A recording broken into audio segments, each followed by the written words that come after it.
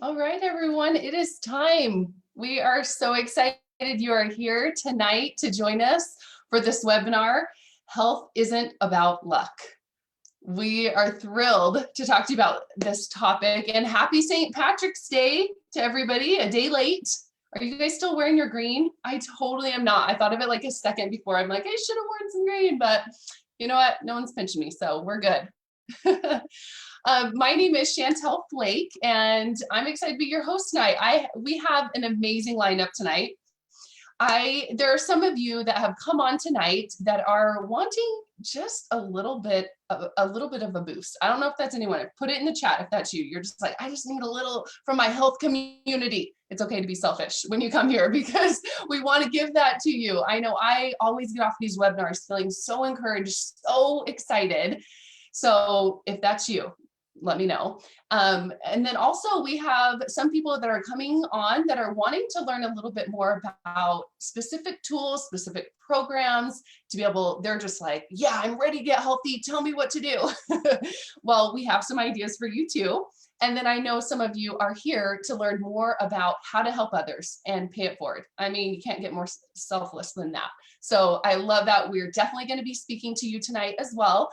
And we just have a little bit of everything. So I wanted to start off tonight. Let's blow up the chat and talk about what health successes are you celebrating today? Take a minute, just be like, okay, I know our brain wants to go to the million things that we're failing at, but this is the time and community and a place where we love celebrating those things. So I want to hear it can be big, small, whatever. If you're excited about it, we're excited about it. So I'm going to open up the chat here. We have, oh my goodness, Kay, we're just going to like start this off with a bang. Losing 80 pounds. Hello. Amber's kept off 35 pounds for 17 years. Okay, that's something to celebrate. That's a big one. And then we have Dawn going on a walk. She's committed to go on a walk, it sounds like, every day. And then we have Natalie Russell that's already completed 1 month today on plan. Heather, who's okay, I love this one. Raced my son in the hotel hallway and it was amazing. Okay, I love that imagery because we've all felt that where it's just like health. I think we're all here tonight talking together because we understand that feeling of how good it feels and how like just completely energizing that feels to be at a place in your health where you just feel good. So I'm sure Heather has a really good story, like her whole journey. I wish we could hear all about that. So thank you, you guys. That just really sets it off to tonight. Just a great note. I'm going to keep blowing that up though. I want to hear. I'm going to launch a quick poll here. I want to know, I got to stop share for a second so I can launch this poll.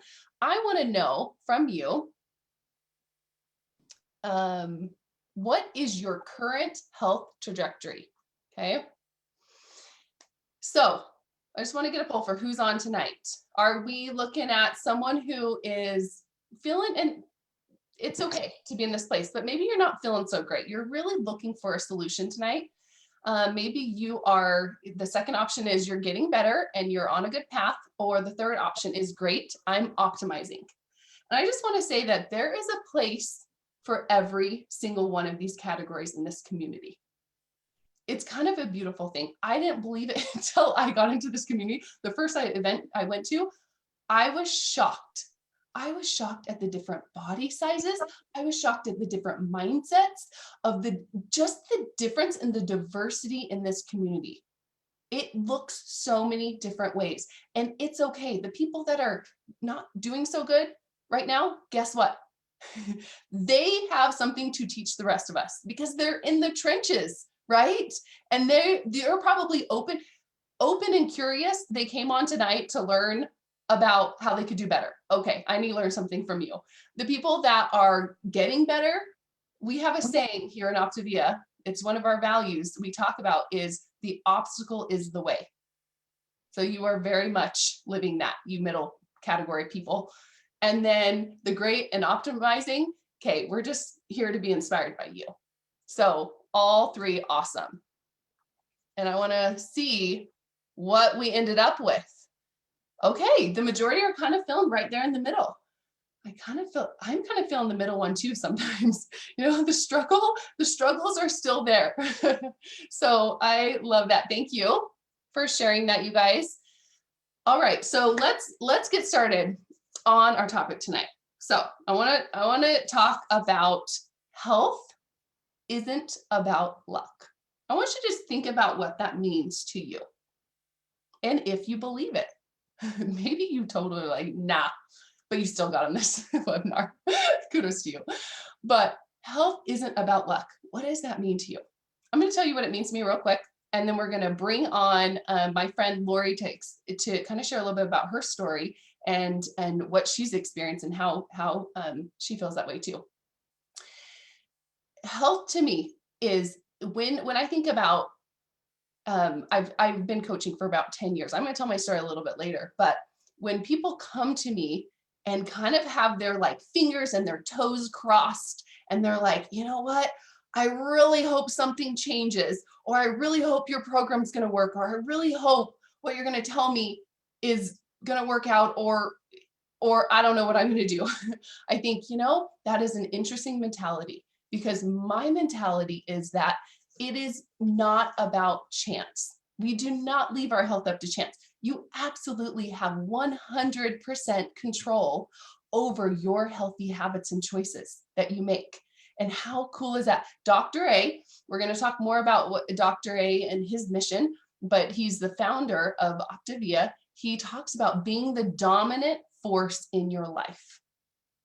Being the dominant force in your life. Do you think that if you're the dominant force in your life, that you would be leaving health to chance? Or would you be intentionally deciding on habits that you wanted in your life?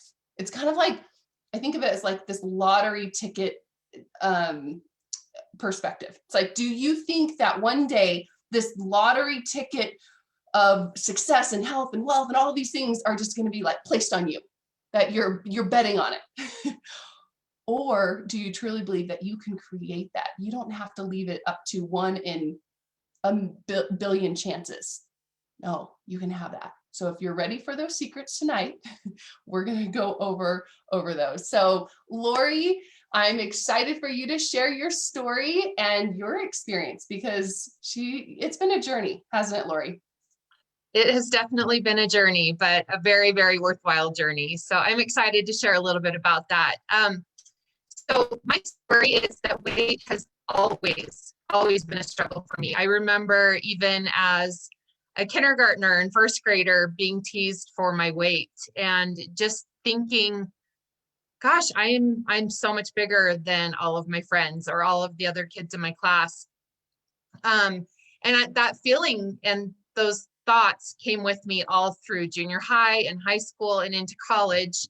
And I just kind of got to where I thought, I guess this is just who I am. Like, I guess I'm a big boned girl and I'm just always going to be bigger. And that's just me. And I didn't love that thought, but I just didn't see any other way around it. So in college, I got sick of that. And I went on this crazy crash diet and I lost a lot of weight, but it did some damage to my health. And it wasn't something I could sustain, because all of that time that I'd lost that weight, all I was doing was like grasping on to some pretty serious stubbornness and determination and willpower that only lasts so long, because I really had no skills behind that. I had no education as to how to change what was really behind the weight struggle all of my life. And I didn't know who this new girl was. When I lost that weight, in my head, I was still the heavy girl. I was still thought of myself as, 30 pounds heavier or 40 pounds heavier. So I got married, I had 3 kids, and over that time I gained 150 pounds. And I remember one day just saying to my husband, I hate my body. I hate the way I look. I feel like the frumpy fat mom.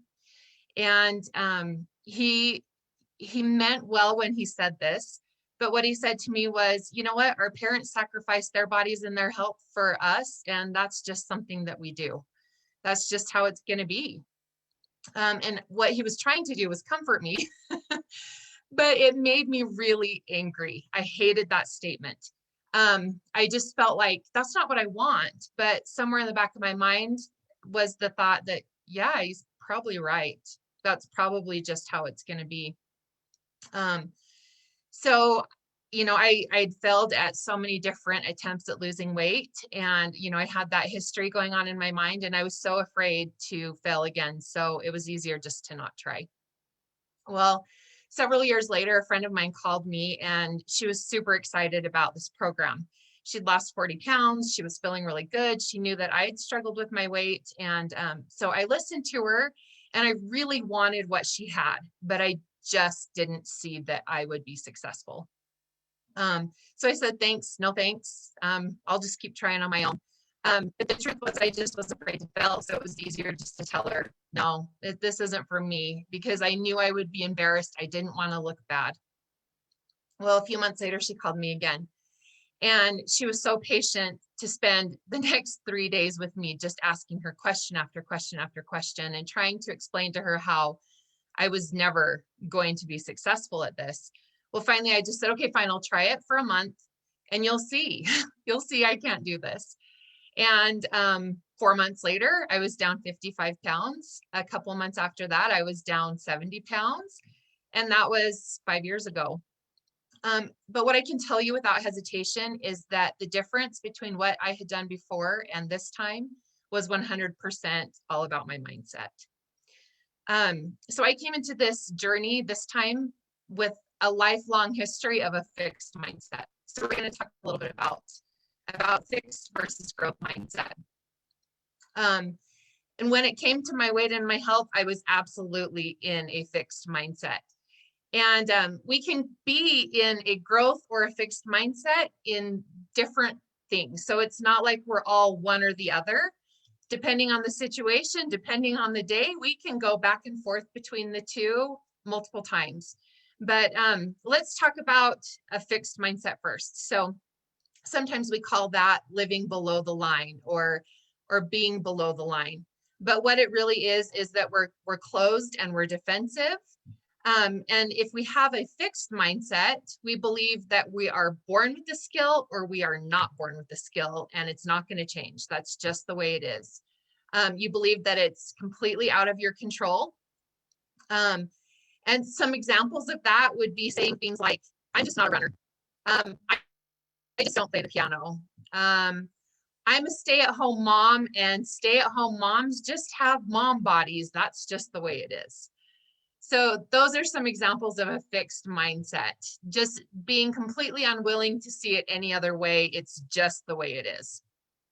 Now, if we go to being above the line, or what would also be referred to as a growth mindset, that is a place where we believe that we have the ability to learn a new skill if we're willing to put the work in. That new skills and new thoughts and new ways of being are things that can be developed. We believe that we're in control of that and that we have the ability to learn new skills. It's not something that we're either born with or not born with. We believe in a growth mindset that if someone is good at something, it's because they built that skill through hard work and practice. So that is just some basics on a growth versus a fixed mindset. So before we dive a little deeper, we have a poll, I think, for you guys to take a look at. So this poll, we just want to see kind of where you're at. So pay attention, because this is a little bit confusing, or can be a little bit confusing. But the poll is, I was brought up to believe, and the first option is, I try things to see what I'll be good at. Now, this is where it could get confusing. In a fixed mindset, we try new things and we're willing to look at them, but we're going to decide right away whether we are good at it or we're not good at it. The second option, I was brought up to work on things that I want to be good at. So I went into situations knowing that it was going to be difficult and I was going to have to put the work in, but I was willing to do it. So take that poll there and check which one you were brought up to believe. Love to kind of see. For me in my life, I can give you some examples of both. I took gymnastics as a kid and I loved it. And I really, really wanted to learn new skills. I wanted to do back handsprings and flips. And so I was willing to do the work, and I saw that it was possible for me to get better if I practiced. On the other hand, I also took piano, and it didn't come very easy. It was difficult for me. It took a lot of time. And so I decided I was not a good piano player and I was never going to be good at it. And that was decided pretty quickly for me. Chantel, do you want to throw up the results of that poll? Yeah. Okay, yeah. interesting. It looks like about 2/3. Go ahead. Are working, they work on the things they want to be good at, and then a third are the other one. Interesting. So interesting. And you know, I came into this not realizing that that first one was actually a fixed mindset. In my mind, it was, if I'm willing to try something, that means I have a growth mindset. But so many times I went into that trying something and I made a really quick decision on whether or not it was something I could do or not do. So it's kind of fun to just be aware of where we are sometimes, because then we can make those changes. So looking at this slide, you're going to see some different characteristics of a fixed mindset and a growth mindset. And you can read through there. But I want to talk a little bit about these two different ways of thinking. So our mindset really impacts our actions. And it really all comes down to belief. If you believe in something, that belief is going to lead to action, and that action is going to lead to growth. And that can work both in a fixed and a growth mindset. So if I have a growth mindset, my belief is that I think I can try something and I can learn something new and I can do something new. And if that's my belief, then my action is going to be to practice that thing. It's going to be to try it out. And as I practice and I try, I'm going to see some progress. I'm going to see some growth. And when I see that, it reinforces what my original belief is, that I can try and learn and do new things. But on the other side of that, in a fixed mindset, if I believe I can't do something, then my action is not going to be to try it out. I'm not going to try those new things because I don't want to look bad. I don't want someone to give me poor feedback or negative feedback. So if I don't try it, then I don't see any growth or progression. And that reinforces the belief that I can't learn anything new. I can't do something new. So I'm just going to give you a little peek into what my mindset was before I came into this program, and the beliefs and the stories that I was telling myself, and see if some of them sound familiar to you. So the first one was, I'm just a mom and moms don't have fit bodies. I'm selfish if I invest in my health. I have a family to think of. I'm just not disciplined. I fail at diets. I'm not good at sticking to things. So those were all thoughts in my mind that I thought were really, really valid, but they kept me from moving forward because I didn't believe in my ability to change. I wasn't willing to take the action or to practice or to do anything related to moving forward. And that was what I did for years and years and years. And so nothing changed for me. My inaction, because of the story that I had going on in my head, led me to proving what I couldn't do. But when I changed that belief and I was willing to try, my entire world opened up. So we have to take action. Like Chantel said at the beginning here, we can't leave our health up to luck. It's not something that's just going to fall in our laps. The belief is what is going to provide the fuel that moves you forward.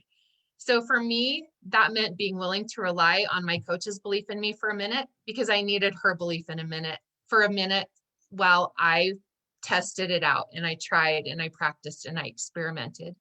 And I started to see some changes and I started to see what was really possible for me. And the cool thing is that with the growth mindset, when you start to believe and you start to practice, it really branches out into all kinds of things, and you get excited to learn more and you get excited to develop more skills.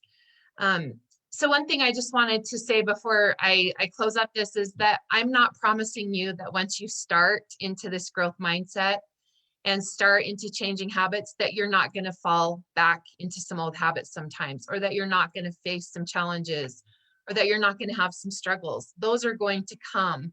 And that's part of the process of becoming. But what I am saying is that if you will just practice and just try and just experiment, you're going to see some changes, and it's going to take some time, and sometimes it's going to be painful, and sometimes it's going to look really frustrating or difficult.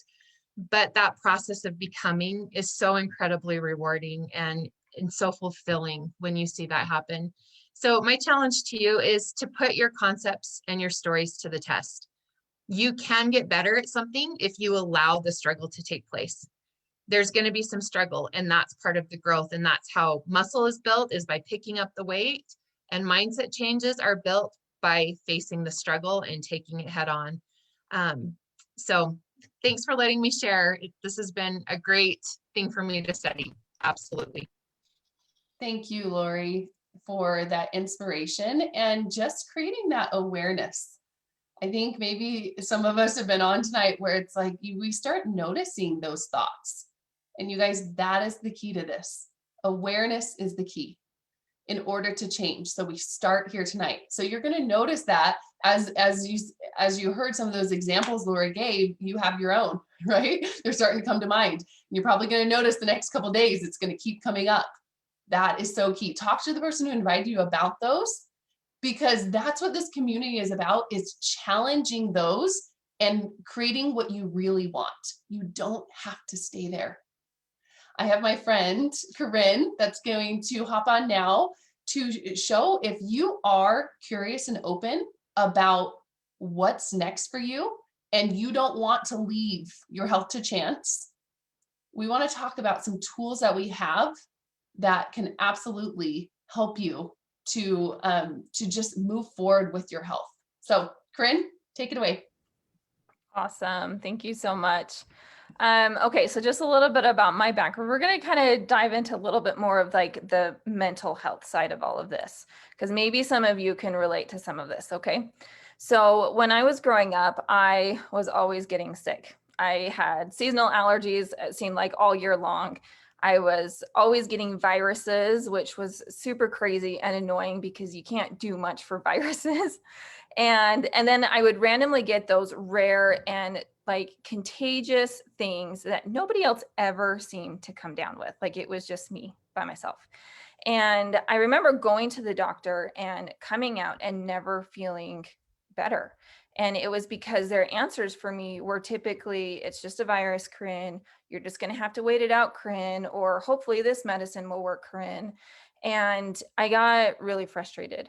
And I kind of latched onto this thought that doctors could not help me and that I would basically just have to take care of myself for the rest of my life. Now, this was a hard concept actually, because it made accepting help the rest of my life super hard. This was a concept that I really had to bust through in my adult life because I could take care of myself. I didn't need anybody else to take care of me.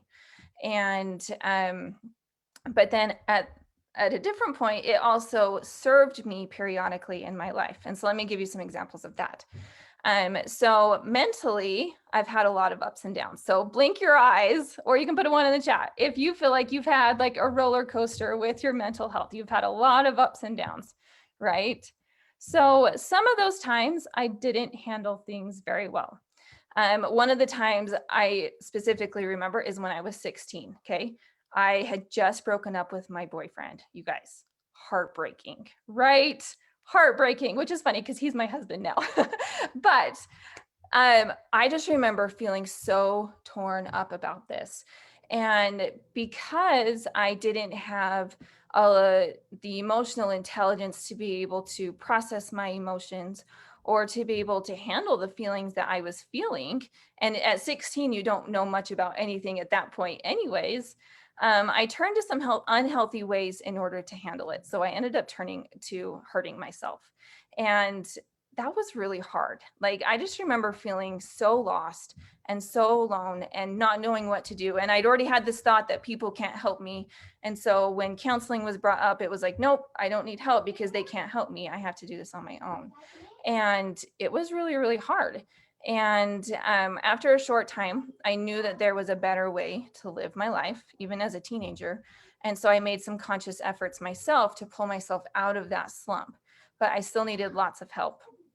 And so, because when you combine that lack of emotional intelligence, I mean, age has something to do with it, but really the lack of emotional intelligence, the lack of resources, I actually had a horrible sugar addiction. Like, you guys, ice cream for breakfast, who does that except for me? I totally did that on more than one occasion, and just emotional eating. And so when you put all of that together mentally, you're not very well. And it was really hard because back then, and even now, I was kind of just known as a skinny girl that doesn't struggle with anything. And so people didn't know the struggles that I was dealing with, because to them, I was thin. So it was easy for me. Right. And so another example that I had was after I had a brother-in-law die from a tragic trucking accident. It was about 7 years ago. And I went into a bit of depression with this. I just remember crying all the time. I felt very angry a lot. I was really confused about life. And I could just feel like the downward spiral. I don't know if you guys have ever felt that before. And I just remember going down and down and down. And it got to a point where I felt like it was getting harder to climb myself out of that. Because again, I don't ask for help. This is all me, right? And so it was about a few months after his death, I got to that point where I knew that I just couldn't keep living like this. And so at the time, I had 5 young kids under the age of 7. I was finishing my bachelor's degree online, and I needed to feel better. It wasn't necessarily physically, mentally, I needed to feel better. And not just needed to, I wanted to feel better. I was tired of feeling like that, of breaking down every single time a song came on, and, just all the things. And that was, interestingly enough, that is when I found this program. And I became a client thinking that I was just going to lose some weight. And I actually joined as a coach right after. And the service that I have been able to provide to my clients and even my coaches is exactly what I needed to pull myself out. I needed to serve other people in order to help myself. And but you guys, that was hard back then, because it took conscious effort and very intentional choices to decide to do that and to be open and willing to try it. I was not a health and wellness major. My degree is in marriage and family studies, and I knew nothing about nutrition. So who's going to listen to me, right? And so just having that growth mindset that Lori was just talking about, that played a huge part in even starting 7 years ago. And so this continued to happen a handful of other times in my life as well. So after I moved to Utah, I had lived in Idaho for about 10 years. Again, I found myself in this slump of a depression because I had just moved away from my home. I didn't live by my parents anymore. They used to live just down the street from me. And it was just really hard. And finally, my family was like, "Mom, why are you so sad and angry all the time?" Like, nobody liked to be around me. And so another time was just this last year when I lost my sister unexpectedly last July. And, those are types of things where, we all go through experiences like that. And so you'd almost expect a little bit of depression and, a little bit of that wallowing in your misery sort of thing. But after wallowing for a certain period of time, I always get to that point where I know I don't want to stay there. And so then I have to go, okay, Corinne, what's next? And so each time it took very conscious efforts and choices to first notice that something was off, something was wrong, something wasn't feeling right. I didn't like feeling like this anymore. And then to being open to finding a better way. And then to work hard with my efforts to create something different. So you guys, don't get me wrong. It's hard, especially when you're in that place mentally. It's hard. It's so hard. And, sometimes it feels like it's easier to just stay in the misery, right? It's just easier to stay in what we call the river of misery. Jody Moore likes to call her that. But here's my question. Is it really easier? Is it easier to feel mad and sad and full of anxiety all of the time? At that time, you probably do feel like that. But honestly, life is not good like that. Nobody liked being around me. I didn't like being with me. And that's hard. That's so hard. And so the one thing that I've absolutely loved and appreciated about this program was that I was able to partner with my health coach, my mentor coach, and a community full of people just to learn more skills that those times started happening few and far between. Then when they do come, I know that with small manageable steps, I'll find my way out of that spiral and into a life that really brings me true joy and happiness. And you guys, it's not about having any luck. Luck has nothing to do with it. It's about making those conscious choices, having a little bit of grit maybe, and being proactive with your life. So let me introduce you to the man that started all of this. His name is Dr. Wayne Scott Anderson. He's our co-founder. We like to refer to him as Dr. A, so you'll probably hear that more often. He is a 10th board certified critical care physician in the country. And he kind of found himself in a place where he got tired of just saving people from dying, which is a great and noble thing to be doing, right? But he wanted to help create something that people could actually live their life. And so he left that and he went on to create what we know today as Optavia, to be able to help people take intentional action steps to create that healthy lifestyle for themselves, to prevent them from ever getting on a table in front of him ever again. So within this program, we have 4 main components, okay? The first one is our education. So your body always meets you where your mind is set. I want you to think about that for a second. I'm going to repeat it. Your body always meets you where your mind is set. So our education helps you make progress in your mindset. And this is a major, major factor in that lifelong transformation. Our second component is our coach.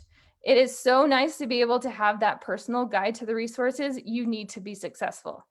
You guys, we don't do the work for you though. We're not doing the program for you. I'm not eating the food for you, okay? That's not my job. But it is so nice to have someone right alongside you to give you that personal support and accountability and to just be a guide to the resources that you need. Our third component is our community.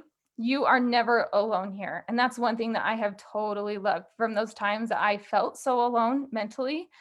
It's so nice to be in a community where you don't have to feel that anymore. You get to be amongst so many others who are on that same path to health. So they say that you're like the top 5 people that you spend the most time with. So I want you to think about who those people are for you. And are they actually helping you to be healthier? Like, get real with yourself. When I joined 7 years ago, those people were not helping me. And I had to, if I was going to be successful, I had to create a new community. I had to join this community and start building a community around myself in order to create that. And our fourth component is our amazing nutrition plans that are so simple and easy. Our different programs are scientifically based to help you balance out those blood sugars, have more energy, lose and maintain that healthy weight that you want to, and to have that healthier lifestyle that Dr. A envisioned for all of you so many years ago. So while focusing on this healthier lifestyle, we like to focus your health in 6 different habits: healthy weight management, healthy eating and hydration, healthy motion, healthy sleep, healthy mind, and healthy surroundings. All of those are what make up your optimal health and well-being. So let's just chat about some of those common FAQs that get brought up when people are looking into this program. So one of the first ones is this program safe? Okay. We have all different kinds of plans to fit different stages and needs in life. They're all backed by science and proven to be safe and effective. And the person that invited you onto this webinar tonight would be your coach, and they can help match you to the right plan that will work best for you. Another one is, how much does it cost? Okay. The best way to determine the cost for you is to just chat with your coach that invited you tonight. Talk about what your goals are. Talk about where you are now. Get real with where you are right now and where you want to go, okay? And most people find that it's pretty cost neutral, actually, especially you guys, when you factor in, nobody likes to admit this, all of the drink runs, all of the gas station snacks, and how many times we eat out. Okay, you guys, that's just the way things are right now, huh? So another question is, well, what's the next step? How do I get started? So you're just going to want to talk to the person that invited you onto this webinar tonight and just set up a time to do that assessment to decide what would be a good fit for you, and your coach will walk you through the whole process. You guys, it is so simple. And like I said, the role of the coach is just to be there right alongside you. So I know that I am so grateful that I joined this community 7 years ago. And I honestly, I don't even like to try to imagine, but I can't. Like, I literally cannot imagine what life would be like for me if I didn't join 7 years ago. And I've just been so grateful for it ever since. So back to you, Shan. Thank you so much, Corinne. What a great example of not leaving it to chance, intentionally creating that. I love how you said your community, like looking around and what, like taking personal responsibility for that instead of being like, oh, my friends aren't healthy, I don't have anyone healthy around me. No, you just went and created a community and found that community. That is inspiring to me. So I love that. All right, I wanted to tell my story a little bit.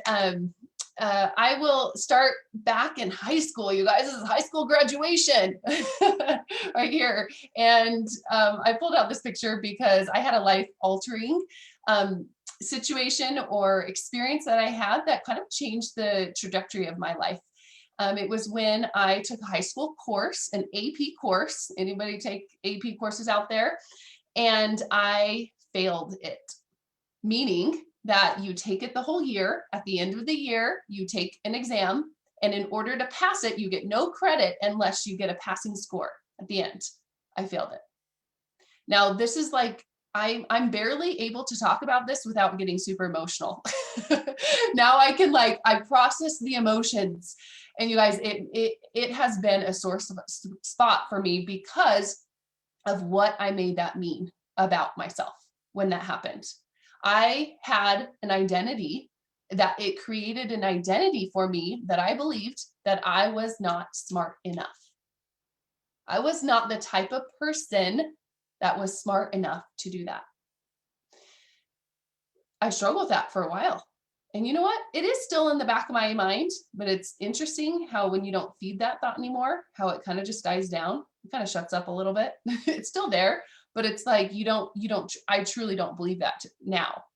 But what was interesting in that process when I started having that identity, I wanted to switch that. Talk about fixed mindset.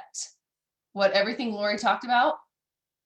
Okay, that needs to be right up there. That is a thought that is completely fixed, right? I am not smart enough. I found myself after during my high school years, I said, you know what?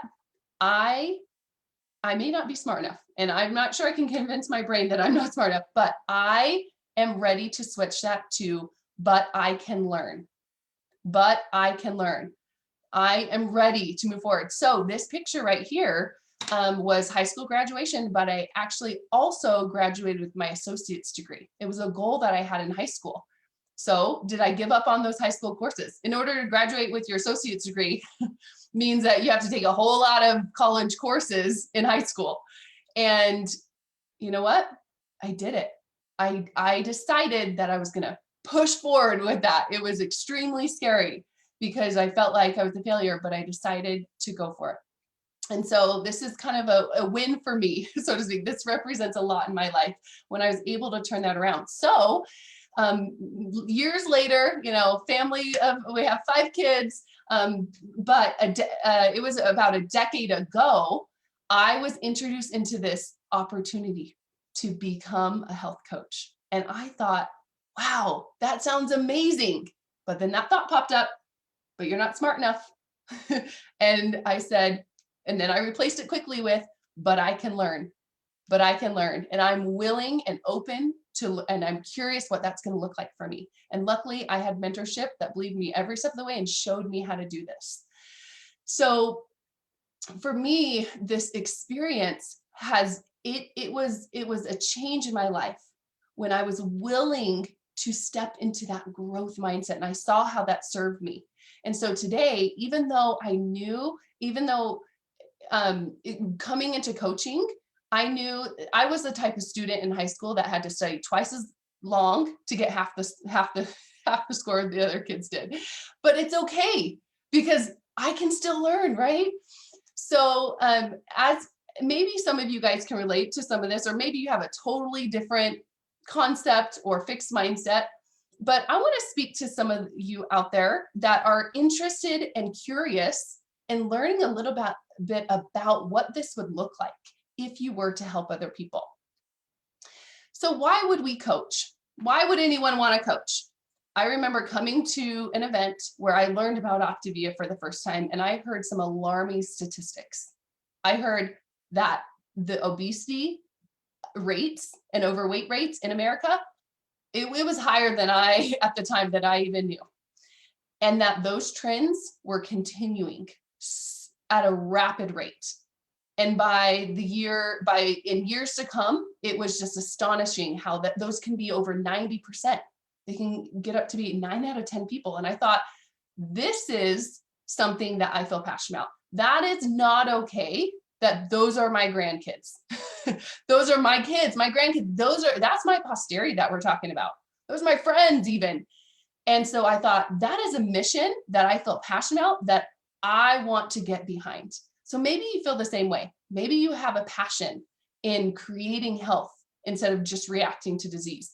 Maybe you're looking for some time freedom. I know for me, I would not have done this if it wouldn't have been in a platform that I could have that and organize around what matters most to me. Being a mom of 5 kids, this is crucial that you have that time flexibility. Coaches are 500% more likely to reach and maintain their weight in the long term.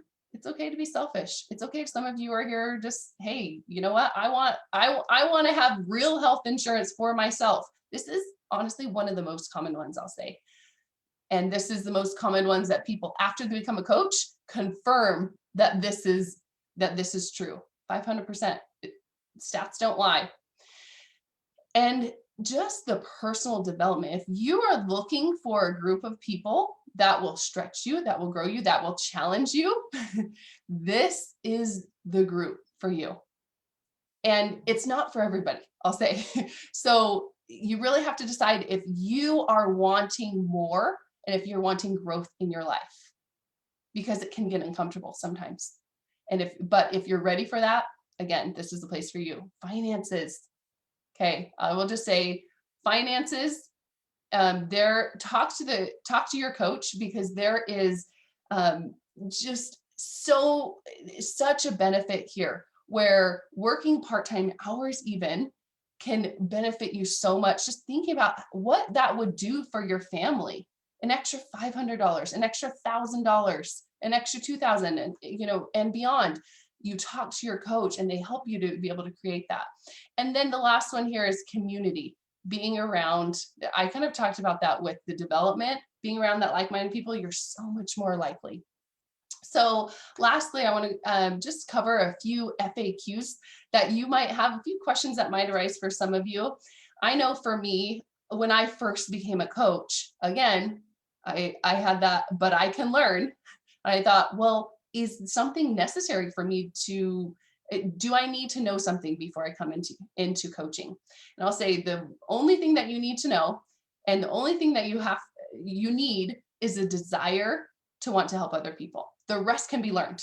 So it doesn't matter what you graduated in or what you didn't graduate in. When you come into this community, we walk with you hand in hand, step by step, and help you, guide you to what that training looks like. So you're not supposed to know. You're not supposed to know all the things. You're not supposed to know how to talk to a client. You're not supposed to know how to acquire a client. That's what we do in this community, is to train you to know how to do that. And many people in this community actually start that journey of a coach and becoming a client at the same time. So there's no ideal time to become a health coach other than, I feel like sooner the better, because people are going to want to watch that journey. But you do not have to be at a certain goal weight or look at a certain way, be a certain personality or anything. There is not a stereotype of what a coach looks like. We get to fit it into what you want and what you want it to look like. And then, how much money do coaches make? You ask your coach. There's an income disclosure that you can go over. There's just, for me, I found that when I got clear on what my family needed, what I wanted for my family, there was no dream too big. If I wanted to build my dream home, you know what? I could work hard and do that. If I wanted to have an extra amount for kids' extracurricular activities, you know what? I could do that. It's really matching up what your goals are and what you're willing to do, your work. I am saying right now that it is work, that you will need to be uncomfortable and do things that are required for this in your training, but it is incredibly rewarding for that. And so no dreams too big in this community. We will encourage you. So I just want to thank you all for whatever you came here tonight for. I hope that you've been uplifted, and I hope that you have felt from our community just some encouragement. And I just want to leave you with, again, that thought about what Lori and Corinne have talked about, and just this whole webinar about health isn't about luck. And to remind you, now that you know who Dr. A is, if you're introduced to him tonight, what he said is becoming the dominant force in your life. So is your life lining up in a way, and are you the dominant force in your life where you are making choices intentionally towards that, whether it be in your health, whether it be in your finances, or whether it be mentally? So I hope you got some ideas tonight so that we can support you in that journey. Thank you, everybody, for joining us. We'll see ya.